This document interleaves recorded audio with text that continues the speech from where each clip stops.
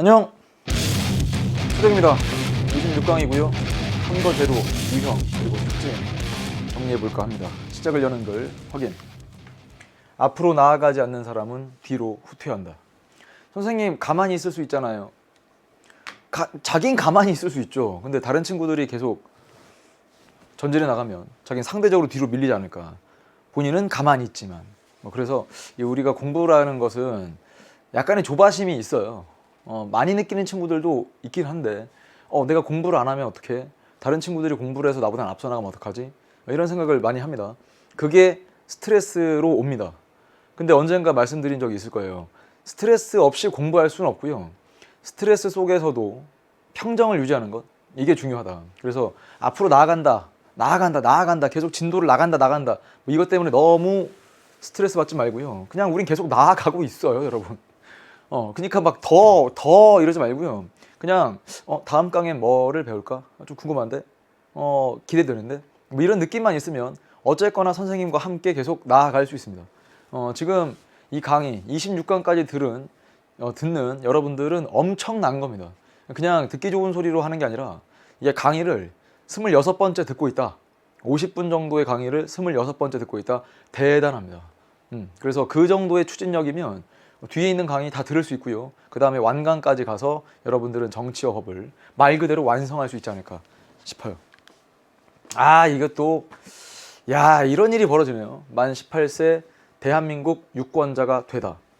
이 강의 보는 친구들 중에 21대 총선부터 바로 선거권이 생기는 친구들이 분명 있을 것 같습니다.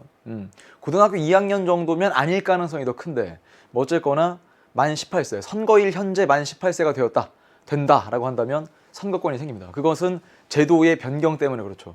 그 전까지는 19세였는데 만 18세가 됐습니다. 그럼 여러분들은 이제 어떤 생각을 좀 해야 되냐면 그 전까지는 뭐 투표권, 선거권, 뭐 당장 내가 이 선거권을 활용할 게 아니기 때문에 뭐 굳이 뭐 나랑 큰 상관이 있을까라는 생각을 했을지 모르겠지만 지금은 여러분 상황이 달라요.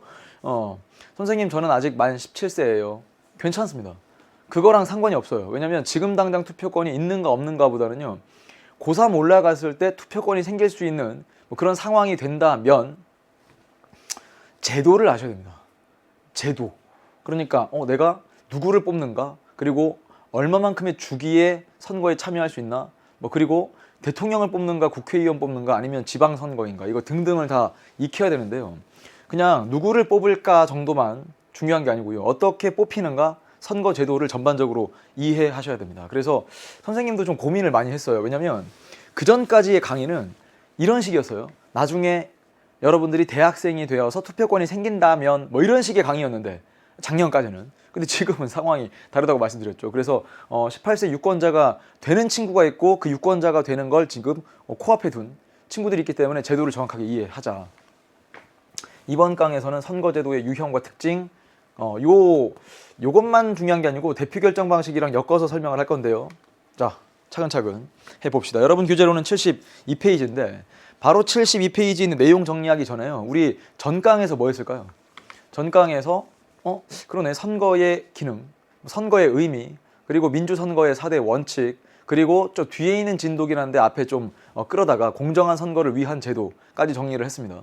그러느라고 여러분 교재 73페이지에 자료탐구 1번과 그리고 몇 쪽이죠? 77페이지에 선거 공영제 효과를 넘어갔거든요. 읽기 자료에서. 그래서 미리 준비했으니까 이번 강 시작할 때 선거와 정치 권력의 정당성 요거죠. 함께 읽어보고요. 그 다음에 6번 자료까지 다루고 나서 그 다음에 72쪽에 있는 본격적으로 선거제도의 유형과 특징으로 가볼까 하는데 우선 이 내용은요. 선생님 이걸 다 읽어드리는 건 큰 의미가 없다고 봅니다. 1960년 3월 15일 그래서 이걸 3.15 부정선거라고도 부릅니다. 그래서 이쪽에 있는 것들은 이럴 수도 있었을까라고 생각이 들 정도로 이거는 해도 너무하는데 라는 느낌이 들 만큼의 3.15 부정선거의 구체적인 모습들을 적고 있습니다. 한번 읽어보시고요. 분석만 함께 볼게요.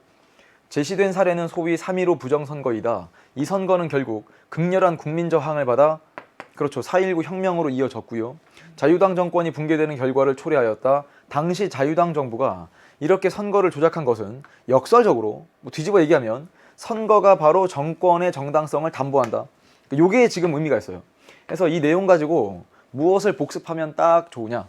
선거의 기능이 있죠. 여러분 전 강의 했던 내용이 이번 강의 흐릿하게라도 기억이 나야 강의가 계속 연결이 됩니다. 다시 한번 선거의 의미가 뭐였습니까? 대표자를 선출한다는 점에서 국민투표랑 다르다고 했고요. 그리고 선거의 기능 중에 당연히 대표자 선출의 기능도 있고 정치 권력의 정당성을 부여한다라는 말씀도 드렸죠.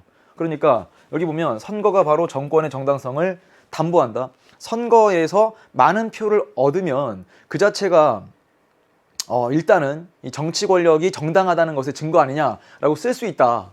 그러니까 이렇게 부정선거를 통해서라도 어떻게 하면 많은 표를 받도록 할까라는 게 역설적으로 요 부정선거의 사례에 들어가 있는 것 아닌가. 선거를 통해 선출되고 지지받은 정권만이 그 정당성을 인정받아 원활한 국정 수행을 할 수 있기 때문이다. 그래서 결국 선거의 기능을 정리하는데 좋은 내용입니다. 여기 있는 분석된 자료가. 그래서 뒤에는 뭐라고 정리했냐면 정당성을 부여함과 동시에 그러네요. 정치 권력을 통제하기도 하죠. 그리고 또 주권의식을 향상시키기도 하고 여론 혹은 민의, 국민의 의견을 반영한다는 선거의 기능까지 정리하시면 되겠고, 다음은 6번째. 선거 공영제가 있어요. 여러분 선거 공영제는 잘 알아두어야 되는데 일단은 읽어보겠습니다. 우리나라 공영 선거제 혹은 선거 공영제는 제3공화국 때부터 실시되고 있는데 현행 선거법에서는 선거법이라고 하면 항상 공직선거법을 떠올리시면 됩니다. 공직선거법. 선거사무원의 수당, 벽보와 인쇄물 작성 비용, 신문광고, 신문방송 광고 비용 등등 이런 비용을 국가나 지방자치단체에서 일부, 전부는 아니고요. 일부 부담하도록 하고 있다. 하지만 아직까지 다소간의 한계도 있는데 현재 모든 후보자의 선거 비용을 부담하기에는 재정적인 부담이 있기 때문에 선거 결과 일정한 득표를 한 후보자에 대해서만 선거 비용을 선거 비용을 이렇게 좀 지원해 주고 있다. 그래서 대부분의 후보자는 선거 비용의 상당 부분을 자비로 부담하고 있는 현실이다. 그리고 인터넷 및 전화에 의한 선거운동 비용도 후보자 본인이 부담하고 있다. 이런 현실적인 이야기를 통해서 뒤에 보면 선거 공영제의 원래 취지가 무엇일까? 여기서부터는 표시하셔야 됩니다. 재력이 부족하여 입후보하기 어려운 사람에게도 후보자로 나설 수 있는 그렇죠. 기회의 균등. 선거 공영제 왜 하느냐? 선거 공영제가 무슨 뜻인가? 이것도 다 아셔야 되지만 선거 공영제라고 하는 건 여러분 공영주차장이란 말 들어봤죠? 공영주차장. 주차장을 공영, 공공기관에서 운영한다는 것의 줄임말이니까 선거 공영제는 선거관리위원회라는 국가기관이 선거를 운영한다라는 뜻이 포함되어 있음과 동시에 선거 공영제니까 후보자의 선거 비용 중에 일부를 국가에서 부담함으로써 재력이 부족하여, 즉 쉽게 말하면 돈이 부족해서 입후보하기 곤란하고 선거운동 충분히 못하는 걸 이제 보완하기 위해서 선거 공영제가 필요하다. 이게 바로 선거운동의 혹은 선거 입후보의 기회균등의 원칙과 관련이 있더라. 써있네요. 선거운동 기회를 균등하게 보장하고 선거운동에 과열되는 것을 방지하기 위한 것이다. 위 자료는 그러한 기능이 많이 부족하다. 선거공영제가 존재하긴 하는데 그 선거공영제의 목적 달성을 충분히 할 수 있을 만큼의 비용 지원을 하고 있지 못하다. 이런 정도. 네. 그러면 자료 탐구 1번과 6번까지 읽었고요. 이제 우리는 차근차근 판서를 통해서 오늘 할 걸 본격적으로 해보죠. 자, 짜잔. 여러분 이게 뭐냐? 선생님이 이제 팔을 걷어붙이는 이유가 있지 않겠습니까? 판서를 통해서 정리할 건데 이제부터 선거제도라는 말을 쓰면 이 선거제도는 아이디어예요. 아이디어. 선생님 도대체 무슨 아이디어인가요? 아니 우리가 머리를 써보죠. 선거의 아이디어를 내서 어떻게 하면 국민들의 의사가 선거제도를 통해서 제대로 반영될 것인가를 고민하는데 그러기 위해서는 무언가의 규칙들을 알아야 됩니다. 여러분 게임 해본 적 있지 않습니까? 게임. 선생님은 보드게임을 그렇게 자주 해보진 못했습니다. 그럼 무슨 게임을 좋아하십니까? PC 게임을 좋아하시나요? 선생님 원래 게임을 잘 안 해요. 근데 예를 들면요. 게임의 룰을 모르면 배워서라도 할 수 있지 않습니까? 아니, 여러분이 충분히 어디 보드게임 하는데 갔는데 처음 보는 게임이에요. 근데 해본 친구가 자, 내가 설명해 줄게. 뭐 주사위 2개가 있는데 2개를 던져서 같은 숫자가 나오면 한 번 더 던지는 거야. 그럼 여러분은 왜? 왜 꼭 다시 던져야 되는데? 이렇게 별로 묻지 않죠. 왜요? 아, 주사위를 2개 던져서 같은 숫자가 나오면 한 번 더 던지는가 보다. 이렇게 하고 넘어가죠. 이런 게임의 룰들을 배워야만 게임을 원활하게 진행할 수 있습니다. 그냥 할 때마다 가가지고 야 이렇게 하면 돼, 이렇게 하면 돼. 그게 아니라 이제는 우리가 선거라는 게임에 룰을 다 배우고 나서 알고 들어가자라는 얘기 뿐만 아니라 그 다음엔 아이디어 낼 때는 야 꼭 게임을 이렇게 해야 돼? 다른 방법으로 할 수도 있지 않을까? 이렇게 아이디어를 내려면 기존의 게임의 원칙을 정확하게 안 상태에서 다소 문제가 발생한다. 그랬을 때 그 게임의 원칙을 응용해서 다른 방법을 쓸 수 있어야 되거든요. 그러면 게임의 원칙이라고 하는 게 도대체 무엇인가? 선거제도라는 이 4글자가 딱 들리는 순간 기본적으로 선거구제도와 2번 대표결정방식이라는 것으로 분리할 줄 알아야 됩니다. 대표결정방식. 이게 상당히 생소한 개념인 거 알고 있어요. 그런데 몇 번 하다 보면 아 이렇게 하는 거구나. 게임의 원칙을 정확하게 이해할 수 있습니다. 대표결정방식을 다른 말로 당선자 결정방식이라고도 하고요. 자, 우선 선거구가 무슨 뜻일까? 선거의 단위가 되는 지리적 범위라고 생각하시면 가장 쉽습니다. 다시 한번 선거, 대표자를 뽑는 건데 도대체 어느 정도의 지리적 범위에서 몇 명을 뽑을 것인가? 그러니까 하나의 선거구, 그 지역적 단위가 되겠죠. 이 선거구를 어떻게 짜는가에 따라서 대표결정 방식도 달라질 수 있는데 여기서 일단 선거구 제도 그러면 기본적으로 3가지를 생각할 수 있어요. 3가지. 이렇게 해서 3가지를 생각할 수 있긴 한데 그냥 우린 단순하게 A냐 B냐로 나누겠습니다. 에이 선생님 3가지로 하신다면서 왜 2가지예요? 다 들어보시면 알 거예요. 자, 우선 소선거구제가 있어요. 작다는 뜻이겠죠? 그러면 중선거구제도 있습니다. 대선거구제도 있어요. 선생님 이거 분리시켜야 되는 거 아닌가요? 별로 그럴 필요가 없습니다. 그러니까 A인가 아닌가 라든지 소선거구제인가 아닌가 라든지 이렇게 큰 틀에서 2개로만 나누시면 되는데 왜 그런 거냐? 자, 우선 소선거구제라고 하는 건 어떤 뜻이냐면 뭐 이렇게 이야기할 수 있습니다. 예를 들어서 요 정도 되는 지리적 범위에 한 구가 있어요. 한 구. 뭐 예를 들면 여기가 뭐 강남구라고 쳐보죠. 강남구. 강남구에서 국회의원을 뽑을 때 3명을 뽑아야 한다고 칩시다. 3명. 그럼 3명을 뽑을 때요.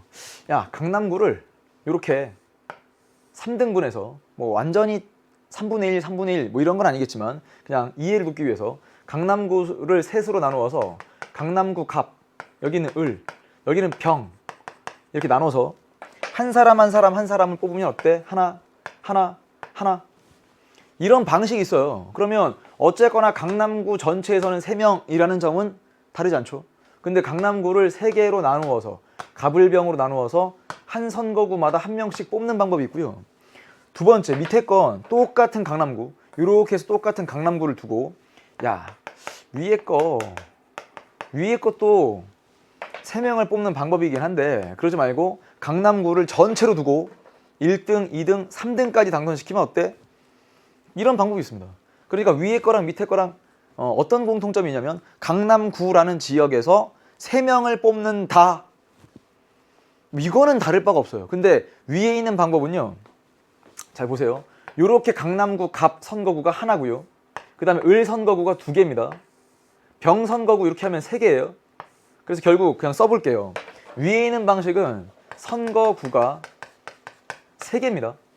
거기서 뽑히는 대표의 숫자가 3명인 거예요. 그럼 결국 어떻게 요약할 수 있냐면 한 선거구에서 1명을 뽑는 원칙을 삼을 수 있습니다. 다시 한번 한 선거구에서 1명 이렇게 되는 거죠. 근데 밑에는 그냥 요게 한 선거구예요. 강남구가 한 선거구가 되면서 선거구 하나에서 뽑히는 대표의 숫자가 3명이 됩니다. 그러니까 얘는 공통점인데 어디가 달라져요? 그러네요. 여기가 다르네요. 위에는 선거구가 3개고 밑에는 선거구가 하나입니다. 그러니까 지금 빨간색으로 표시한 요렇게 하나죠. 요렇게 하나고요. 여기는 이제 전체가 하나가 돼요. 그러니까 하나하나의 선거구의 크기가 뭐 자연스럽게 요게 더 작죠. 소선거구가 중대 선거구제보다 작습니다. 그러니까 말 그대로 이게 작은 선거구고 얘는 작지 않다라는 표현을 쓰는 겁니다. 결국 문제 풀 때요, 여러분, 한 선거구에서 한 명을 뽑는다. 이게 바로 가장 적은 선거구겠죠. 가장 작은 선거구 아니겠습니까? 왜? 선생님 안 뽑을 수도 있지 않나요? 여러분, 선거구를 놓고 대표를 안 뽑으면 그게 선거구로서의 의미가 없죠. 또는 이것도 의미가 있습니까? 한 선거구에서 0.5명을 뽑는다? 이것도 의미가 없죠. 왜? 최소는 한 명을 뽑아야 돼요. 그러니까 한 선거구에서 한 명을 뽑는 게 가장 작은 선거구고요. 그 다음 2명 이상이라고 생각하시면 돼요. 그러니까 3명을 뽑을 수도 있고 뭐 4명 뽑을 수도 있는데 한 선거구에서 2명 이상이다라고 생각을 하시면 왜 지금 선생님이 A랑 B를 나눴는지 이해가 될 겁니다. 왜 이렇게 나눴어요? 한 선거구에서 한 명을 뽑는지 더 많이 뽑는지. 자, 이럴 때 대표, 당선자가 어떻게 결정되는지를 보여드리면 이걸 어떻게 할까요? 아마도 이쪽 내용이 혹시라도 이 강의를 다시 도전하는 친구들이 이 강의를 듣는다라고 하게 되면 내가 배운 거랑 좀 다른데? 법과 정치 시절에서의 강의랑 좀 다른데라는 걸 아마 느끼지 않을까 싶은데 이거는 교육과정이 바뀌면서 용어 정리가 좀 달라졌기 때문에 그냥 한번 쭉 들어보시기 바랍니다. 예전엔 선생님이 어떻게 설명했냐면 이 대표 결정 방식에 다수대표제와 소수대표제와 비례대표제 이렇게 가르쳤거든요. 근데 지금은 그냥 다수대표제 A, 다수대표제가 있고요. 소수대표제라는 말을 쓰지 않습니다. 그냥 B니까 비례대표제? 설마 여러분, B니까 비례대표제가 아니죠. 그냥 비례대표제라고 이름을 적고 나서 이렇게 묶어보겠습니다. A랑 B. 그러니까 대표가 결정되는 방식, 누가 당선자가 되는가의 방식은 다수대표제와 비례대표제가 있는데 이마저도 다수대표제가 다시 이렇게 분리가 됩니다. 1인 다수대표제. 1인 다수대표제라고 하지 말고요. 그냥 선생님이 써드릴게요. 소선거구제랑 얘랑 결합하는 다수대표제가 있습니다. 그러니까 소선거구제랑 결합하는 거라서 말 그대로 한 사람만 뽑는 거거든요. 그래서 이 소선거구제랑 다수대표제가 결합한 방식에는 다시 또 이렇게 나눠요. 그러니까 뭔가 계속 쪼개지고 차이가 있고 공통점이 있고 이런 식인데 한 명만 뽑죠. 그래서 1인 선출 다수대표제 이렇게도 부릅니다. 다시 한번, 소선거구제가 가장 작은 단위가 되는 거니까 거기서 한 명을 뽑아요. 한 명 선출하는 다수대표제. 일단 다수대표제가 무슨 뜻이냐면 많은 표를 얻어야 대표가 될 수 있다 라는 뜻이거든요. 그러면 이 다수라고 하는 것 자체가 어떻게 다수냐? 단순하게 다수면 되는가? 혹은 절대적인 다수여야 되는가? 이렇게 뭔가 또 구분이 됩니다. 자, 그 다음 밑에는요 이렇게 말할 수 있어요. 다수 선출 다수대표제가 있습니다. 그러니까 얘는 뭐랑 결합하는 거냐? 얘는 1인 선출이고 얘는 다수 선출이니까 이쪽은 중선거구제랑 이렇게 결합하는 다수대표제가 있어요. 이게 갈수록 오묘해지는데 그냥 잘 들어보시길 바랍니다. 예를 들면 이런 거죠. 위에는 이렇게 가서 한 선거구에 한 명만 뽑아요. 그럼 1등만 당선이에요. 그럼 1등이라고 하는 건 선거를 치렀는데 가장 많은 표를 얻은 한 사람이 당선되는 거거든요. 근데 만약에 이렇게 3등까지 당선시키면 1등 당선, 2등 당선, 3등 당선에 4등부터 떨어져요. 그러니까 어쨌거나 1등, 2등, 3등은 4등보다는 표가 많죠. 그러니까 당연히 1등, 2등, 3등 아니겠습니까? 다시 한번, 떨어진 4등, 5등, 6등 후보보다는 1등, 2등, 3등이 어쨌거나 다수를 얻었기 때문에 대표가 됐는데 그래도 다수 선출 2명 내지 3명 내지 뭐 4명 이렇게 다수를 선출하는 중선거구제랑 다수대표제가 결합할 수도 있구나 라고 정리를 하시고요. 위에 단순 다수대표제는 굳이 과반이라는 조건이 필요하지 않습니다. 그래서 얘는 어떻게 표현하냐면 그냥 최다 득표자 한 명 당선입니다. 이렇게. 그러니까 최다 득표자라는 말은 굳이 과반의 득표를 하지 않아도 어쨌거나 2등보다 한 표만 많으면 되죠. 그러니까 이걸 단순 다수대표제 혹은 상대 다수대표제라고도 부릅니다. 이렇게. 그럼 이거는 아마 여러분들이 선거를 생각했을 때 가장 기본적으로 떠오르는 그런 방법 아닐까. 여러분 이게 어렵게 생각하지 말고요. 학교에서 학생회장 뽑아봤어요? 그럼 여러분 학교에서 학생회장으로 당선될 때 예를 들어 후보자가 3명이었는데 누가 1등으로 당선되느냐? 그냥 2등보다 한 표만 많으면 당선된다. 그걸 이렇게 부른다고 생각하시면 됩니다. 단순 다수대표제 혹은 상대 다수대표제. 결국 절대 다수대표제는 뭔가 절대적인 숫자를 정해요. 뭐 주로 과반일 텐데 그런 과반의 조건을 걸고 대표를 뽑는 방법에는 다시 여기서 선호투표제라는 게 있고요. 그리고 결선투표제라는 게 있습니다. 다 아셨으면 좋겠습니다. 우리 교재에는 다 나와 있긴 한데 선생님 이건 무슨 말인가요? 대체로 여기 있는 절대라는 조건은 과반이라고 생각을 한다면 어떻게 과반을 만들까? 오른쪽에 있는 선호투표제는요. 방법이 조금 복잡한데 후보자가 이렇게 여럿이 있다. 한 4명 있다고 치면 우리가 알고 있는 선거 방식은 그 4명의 후보자 중에 가장 마음에 드는 한 후보자에게 도장을 꽝 하고 찍고 그렇게 표들이 모여서 예를 들어 A 후보자는 뭐 40%, B 후보자는 30% 이래서 1등이 당선되는 구조 아닙니까? 그걸 이렇게 불러요. 단순 다수제. 그런데 여기 있는 선호투표제는 4명의 후보가 있다고 하면 나는 A 후보가 가장 마음에 들어. C 후보가 두 번째야. B 후보는 세 번째, D 후보는 네 번째 이렇게 선호라는 말이 좋아한다. 이런 뜻 아니겠습니까? 그러니까 선호하는 순위를 밝히는 거예요. 선호투표제는 선호 순위를 밝히는 겁니다. 그래서 나는 1번, 2번, 3번, 4번 이렇게 가장 좋다 두 번째, 세 번째, 네 번째 선호 순위를 밝혀서 뽑는 방법이 선호투표제고요. 결선투표제는 오히려 이게 좀 더 직관적일 수 있는데 예를 들어 선거를 딱 치렀는데 처음에 개표를 했어요. 과반의 득표자가 없습니다. 그러면 1위 후보랑 2위 후보만 남겨놓고 2차 투표까지 가요. 2차 투표, 결선 투표까지 가서 두 후보만 남겨놓고 다시 선거하는 거. 이걸 결선 투표제. 그러니까 후보가 2명만 남았으니까 그중에 이긴 사람은 과반이 되겠죠. 그래서 과반의 조건을 채울 수 있도록 하는 걸 선호 투표제와 결선 투표제로 구분을 합니다. 그러면 일단 가장 큰 차이점은 뭐냐? 위에 있는 단순 다수대표제는요. 그냥 투표도 한 번이고요. 개표 절차도 상당히 단순합니다. 혹은 뭐 용이합니다. 근데 밑에 있는 선호투표제는요. 투표가 한 번인데 개표 절차가 상당히 복잡하거든요. 이건 뒤에 모형으로 말씀을 드릴 거예요. 밑에 있는 결선투표제는 투표가 2번일 수도 있습니다. 꼭 그런 거 아니지만. 그래서 위에 거랑 밑에 거랑 요 제일 밑에 있는 걸 비교하셔야 되고요. 아니, 어떻게 이런 차이점이 있을까? 이건 모형으로 말씀드린다고 했죠. 자, 그 다음 결국 가만 생각해 보면 여기 A- 여기 1번이라고 할게요. 여기 A-2번이라고 합시다.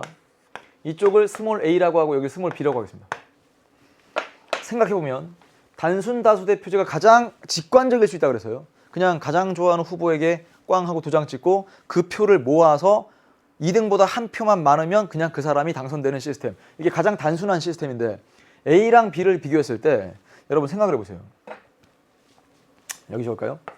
A랑 B를 비교하게 되면 여기 단순 다수대표제랑 절대 다수대표제랑 비교하면 A보다는 B가 훨씬 더 시간과 비용 측면에서 많이 들죠.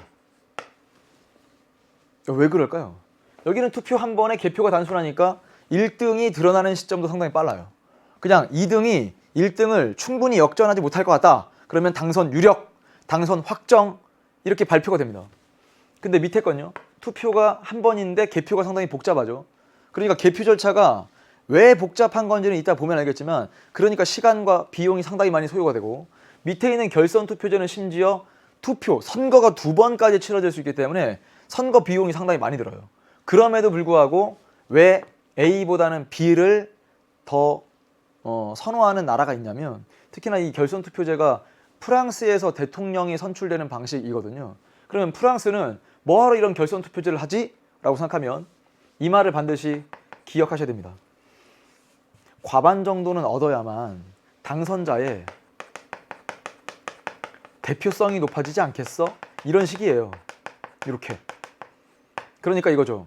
A보다는 B가 비록 시간과 비용이 많이 든다는 점에선 단점일 수 있지만 당선자의 대표성이 더 높다는 점에선 장점일 수 있거든요. 그러니까 항상 모든 제도라는 건 일장일단이 있죠.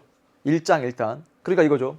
야, 우리 프랑스는, 프랑스 입장에서 선생님 프랑스 사람이에요? 이러지 마시고, 우리 프랑스는 프랑스 사람 입장에서 결선 투표제로 대통령을 뽑는데 그게 단순 다수제보다 시간과 비용이 더 많이 들 수는 있지만 우리는 당선자가 과반의 표를 얻고 당선되길 희망한다. 그래야만 대표의 자격이 충분하다고 할 수 있지 않겠냐, 이런 느낌입니다. 그래서 결선 투표제를 도입한 나라도 있고, 혹은 뭐 선호 투표제도 도입된 나라가 있어요. 뭐 예를 들면 오스트레일리아에서 하원 의원들을 뽑을 때 이런 선거 방식으로 치르는 경우가 있거든요. 그러니까 이 선거라고 하는 걸 왜 처음에 아이디어라고 했고 국가의 선택이자 그 다음 국민들의 선택이다라고 이야기하는 거냐면, 우리도 언젠가 단순 다수 대표제에서 다른 걸로 바꿀 수 있어요. 얼마든지 바꿀 수는 있습니다. 근데 바꾼다 하더라도 국민적 합의와 뭐 그리고 또 누군가 바꾸겠다는 사람들은 국민들을 설득해 나가는 과정들이 필요하지 않겠습니까? 그러니까 우리가 이런 제도들을 다 알아야 되고요. 우리나라의 제도는 기본적으로 단순 다수제다, 이렇게 기억하시면 됩니다. 그러면 선생님 밑에 있는 요 제도는 어떻게 하는 건가? 자 볼게요. 이해를 해보겠습니다, 여러분. 이해. 자, 얘는 선호 순위를 기재한다 그랬죠. 그러니까 예를 들면 후보자가 3명이에요. 그 다음 유권자가 5명입니다. 유권자가 무슨 뜻이에요? 유권자? 선거권을 가진 사람이라는 뜻입니다. 단순한 모형이죠. 유권자가 5명인데 5명 각자가 갑을병 후보에 대해서 선호 순위를 밝혀요. A 유권자는 갑 1번, 을 2번, 병 3번, 요 순서대로 선호 순위가 돼 있고요. B 유권자는 을 후보자를 가장 선호하네요. 두 번째는 병, 세 번째는 갑입니다. 이렇게 쭉 선호의 순위를 밝힌 뒤에 가장 선호한다고 표시한 1번 표를 다 모아요. 1번 표를 다 모아서 스코어 계산을 해봤어요. 그러니까 갑 후보는 2표 얻었죠. 2표. 그 다음에 을 후보는 안타깝지만 1표밖에 못 얻었습니다. 병 후보도 2표를 얻었죠. 이렇게. 근데 5명의 유권자를 기준으로 해서 과반의 표를 얻는다는 건 3표를 얻어야 되거든요. 과반이라는 게 뭐였어요? 과반은 절반보다 1표라도 더 많은 거. 그러니까 5명 중에 과반이 되려면 3표를 얻어야 되는데, 지금 1차 계산을 해봤을 때 갑 후보는 2표, 을 1표, 병은 2표니까 3표를 얻은 후보가 없죠. 자, 그럴 땐 꼴찌.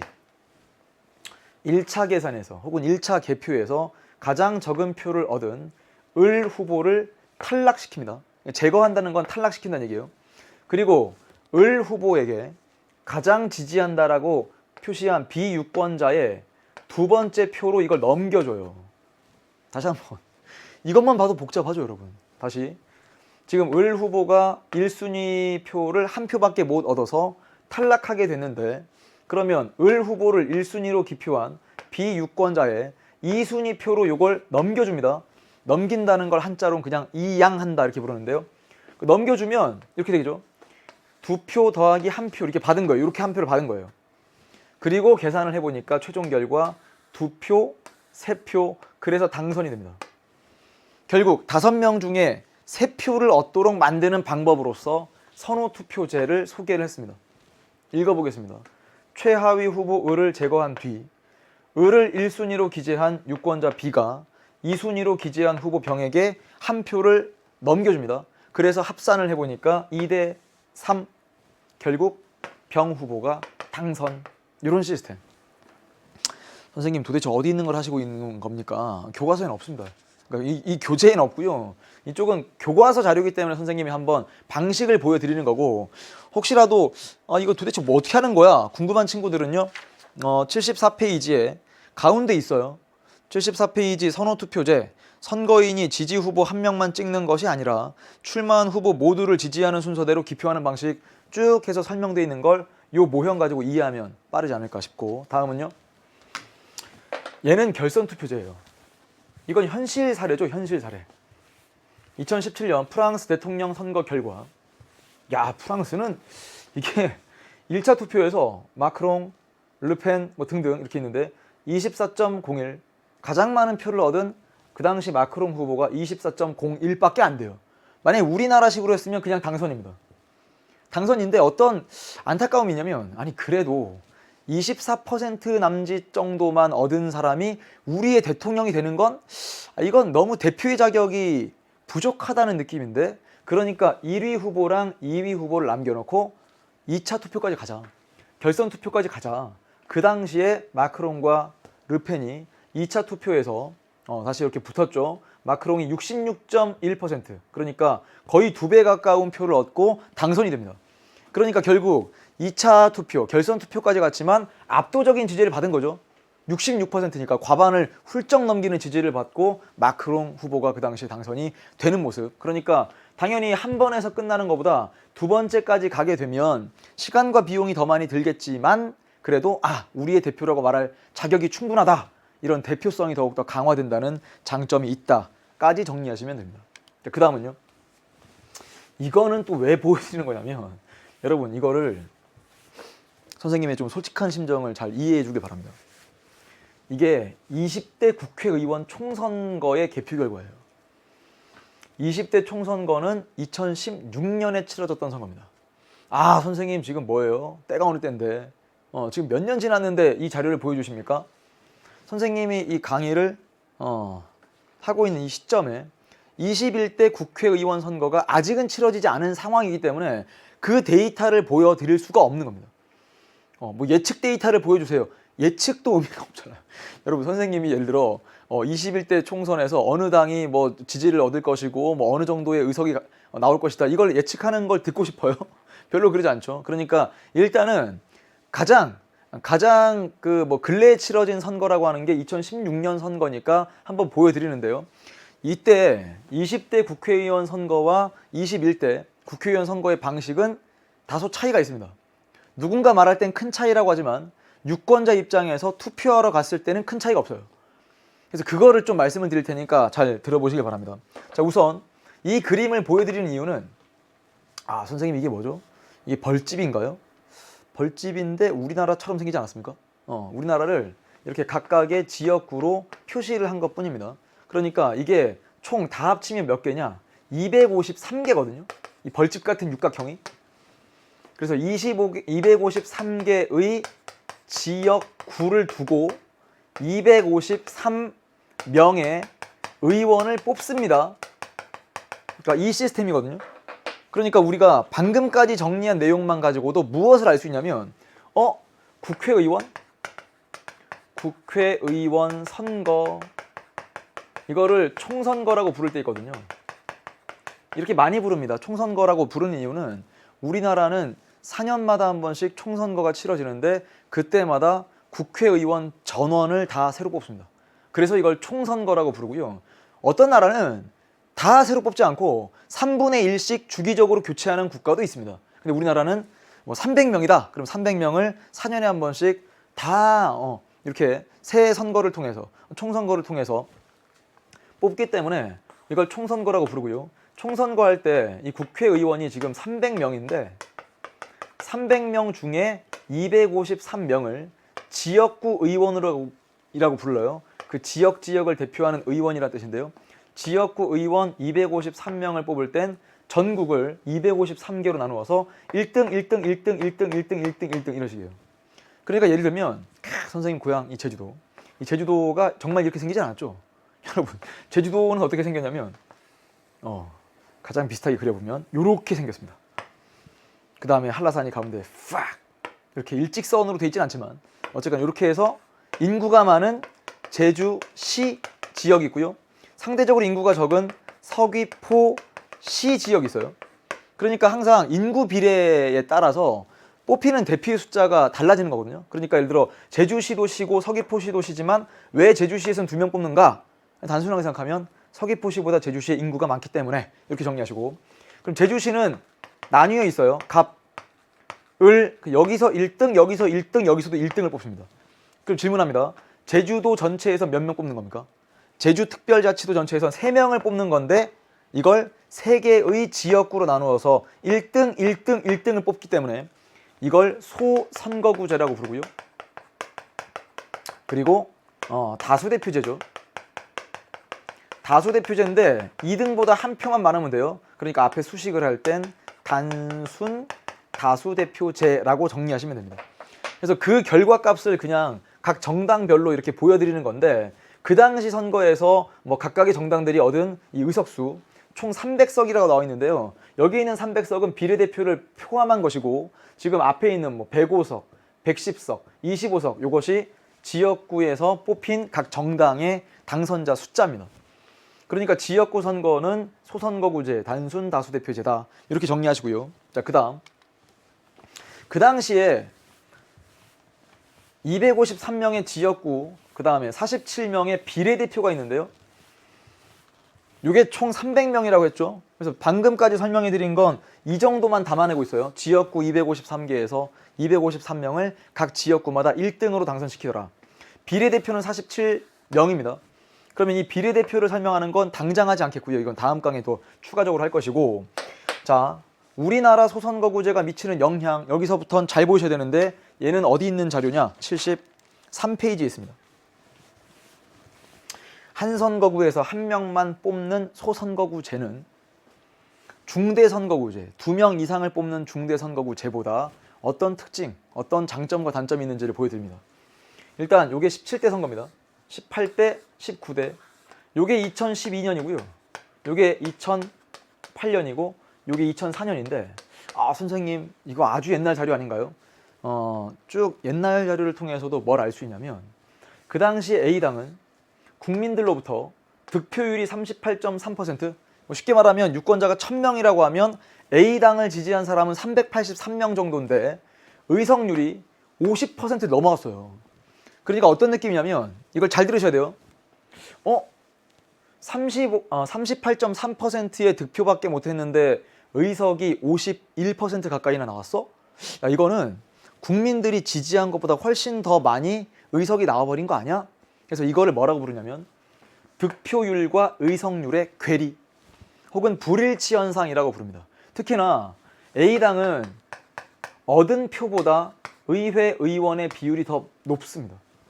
의석률이 훨씬 높거든요. 그러니까 쉽게 말하면 적은 표를 얻고 많이 당선된 거예요. 그러니까 A당은 뭐 쉽게 말하면 뭐 거의 뭐 경사 잔치 분위기이지 않겠습니까?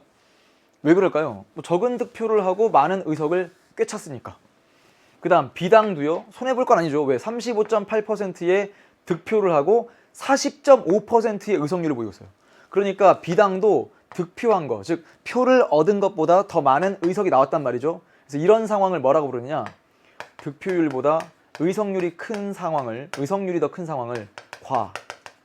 과대대표라고 합니다. 아셔야 돼요. 과대대표. 그럼 선생님, 어떤 정당은 국민들로부터 얻은 표보다 훨씬 더 적게 의석이 나오는 정당도 있나요? 그럼요. 그런 괴리가 분명 존재하거든요. 불일치. 그럴 때 득표율보다 의석률이 적은 걸 과소대표라고 부릅니다. 왜 이런 현상이 벌어지냐면 밑에 읽어볼게요. 우리나라의 소선거구제가 미치는 영향을 뚜렷하게 보여준다. 득표율, 얻은 표의 비율이랑 의회 의석에서 차지하는 그 각 정당의 의석수의 비율이랑 현저한 차이. 야, 이거는 과반에 훨씬 못 미치는 득표를 하고도 과반이 넘는, 그러니까 절반이 넘는 과반의 의석을 차지하고 있다는 걸 보니까 눈에 띄는 차이가 분명 나는 경우가 많더라. 한 선거구에서 한 명의 당선자만을 배출하기 때문에 당선자가 아닌 후보에게 준 표는 모두 사표가 된다. 자, 여기 표시를 좀 해보시길 바랍니다. 자, 여러분, 사표라는 게 무슨 뜻인지를 선생님이 좀 보여드릴게요. 이것도 어딘가 적어두시면 아주 큰 도움이 되지 않을까 싶어요. 이게 전체 국민이에요. 전체 국민들 모두가 다 선거에 참여하는 건 아니고요. 선거권이 있는 국민들이 따로 있죠. 예를 들면 연령으로 따졌을 때 18세 이상이니까 전체 국민 중에 18세 이상 국민들이 유권자가 됩니다. 선거권을 가진 사람들이란 뜻이죠. 그러면 그 유권자라고 해서 모두 선거에 참여하는 건 아니에요. 뭐 누구는 바빠서, 뭐 누구는 관심이 없어서, 뭐 누구는 사정이 있어서 등등 유권자 중에 일부 투표하러 오지 않는 사람도 있거든요. 그러니까 유권자 중에 투표하러 오는 사람도 있고 투표하러 오지 않는 사람을 뭐라고 하냐면 기권했다 이렇게 부릅니다. 기권표입니다. 기권표는 무슨 뜻이냐면 자신의 투표권, 선거권을 포기했다는 뜻이에요. 그러면 투표하러 온 사람들이 있죠. 그러니까 전체 유권자 중에 투표하러 온 사람의 비율을 투표율 이렇게 부르는 겁니다. 그러니까 만약에 투표율이 100%라고 하면 기권한 사람이 없는 거죠. 근데 현실적으로는 투표율이 100%가 뭐예요? 100%보다는 훨씬 작죠. 그렇게 가장 국민들로 큰 관심을 받는다는 대통령 선거도 80%가 안 되거든요. 그러니까 기권표가 존재하는데 어쨌거나 투표하러 온 사람 중에 이렇게 해서 유효 투표가 있고요. 무효가 있어요. 그럼 무효는 무슨 뜻이냐? 투표의 형식을 지키지 않은 거. 예를 들면 이 도장을 딱 찍어야 되는데 이게 투표인입니다. 그런데 자기 도장을 찍었어요. 자기 도장 가져가가지고 자기 도장 찍거나 아니면 마음에 드는 후보가 이렇게 많아. 그래서 후보마다 막 찍은 거예요. 뭐 3, 4명을 찍습니다. 그건 무효입니다. 그렇다면 유효 투표 중에서 와 선생님 제가 생애 첫 공직선거에 나가서 뽑은 후보가 당선됐어요 라고 하면 그 표를 당선표라고 부르고요. 아 선생님 제가 지지했던 후보가 떨어졌어요. 그러면 그 후보를 사표의 범위에 넣습니다. 사표. 그러니까 사표라는 말은 무슨 뜻? 죽은 표? 이렇게 하지 말고요. 그냥 떨어졌다. 그러니까 낙선했다 이거죠. 여러분이 지지한 후보가 당선되면 당선표고 여러분이 지지한 후보가 떨어졌다 그러면 여러분의 표가 사표가 됩니다. 그럼 단순하게 생각했을 때 소선거구제는 요만큼에서 1등만 당선시키는데 예를 들어서 A 후보가 40%를 얻고 B 후보가 30%, C 후보가 20, D 후보가 10이라고 합시다. 그럴 때 1등만 당선되죠. A 후보 당선이라고 쳤을 땐 밑에 있는 B, C, D 후보의 표가 모두 사표가 돼요.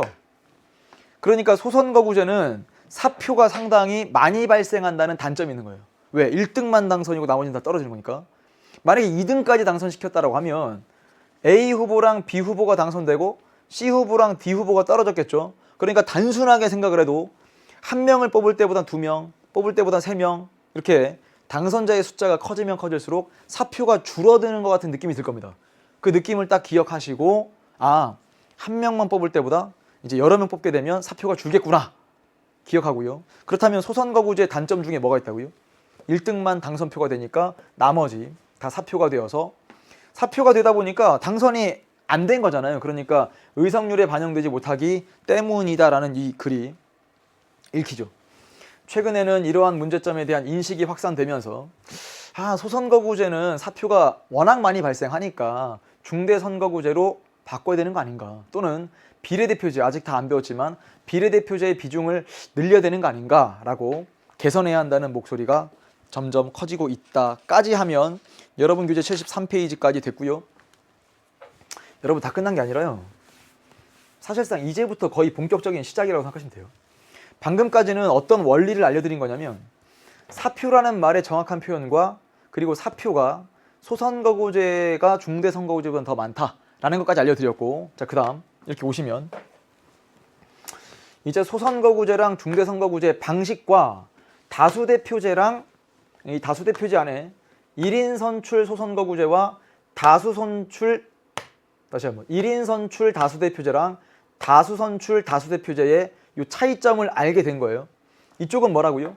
만약에 이렇게 한다 그러면 3명까지 당선시키는 거니까 어쨌거나 당선된 1등, 2등, 3등이 4등, 5등, 6등보다 많은 표를 얻는다는 점에서 다수대표제라고 부르는데, 여기 보니까 다수선출이니까 중선거구제랑 결합이 되더라. 일단 여기까지 맞죠? 자, 아까 이런 얘기 했어요. A랑 B를 놓고 비교했을 때 사표 발생이 어디가 더 많다고요? 사표 발생 가능성은 A가 B보다 더욱더 큽니다. 뿐만 아니라 아까 읽기 자료에서 각 정당이 얻은 표의 비율, 득표율과 당선시킨 의원의 비율, 의석률의 차이 혹은 괴리, 불일치, 이런 현상도 A, 소선거구제가 중대선거구제보다는 더욱더 큽니다. 그럼 어느 정도만 좀 더 기억했으면 좋겠냐면, 그 얘기는 기본적으로 거대 정당에게 유리하다라고 이야기할 수 있는 게 A가 B보다 더욱더 크거든요. 왜? 거대 정당은 이미 권력을 많이 확보하기도 했고 그 각각의 지역마다 좀 더 소수 정당, 군소 정당보다는 탄탄한 지지를 확보해 놓기 때문에 1등만 당선시키게 되면 거대 정당들이 거의 대부분 1등을 차지하고 있어요. 그러다 보니까 거대 정당한테 유리한 게 소선거구제가 중대 선거구제보다 더욱더 강하다 이렇게 정리하시고요. 결국 거대 정당한테 유리하다 보면 큰 정당 둘이서 대부분의 의석을 다 차지해버리는 현상이 벌어집니다. 그걸 뭐라고 부를 거냐면 양당제 형성 가능성이 A가 B보다 더욱더 크다. 일단 여기까지 정리하는 게 이번 강의 목표였는데 다시 한번 잘 들여다보세요. 이렇게 이거는 여러분 줄줄줄줄 설명할 수 있을 만큼 돼야 돼요. 사표 발생 가능성 소선거구제가 중대선거구제보다 더욱더 크다.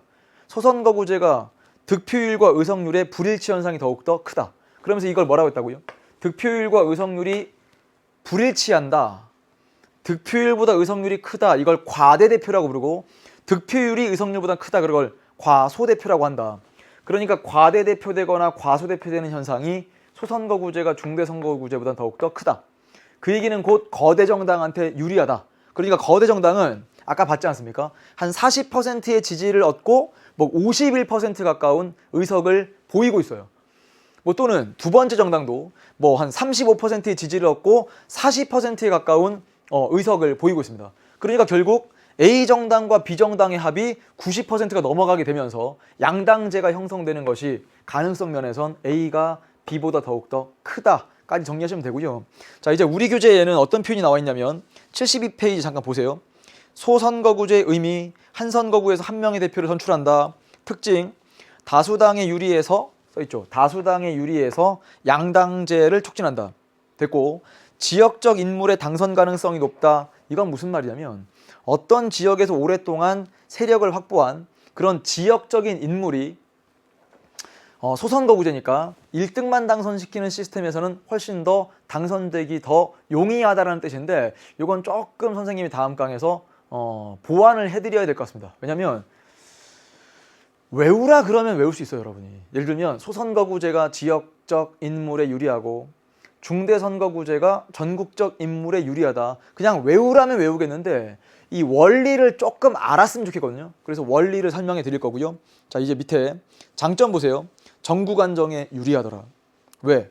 거대 정당한테 유리하다는 건 군소 정당들이 의회에 많이 진출하지 못했다는 거거든요. 그러니까 전국이 좀 안정될 가능성이 크고요. 선거구당 후보자 수가 적어서 유권자의 후보자 파악이 용이하다. 왜 그래요?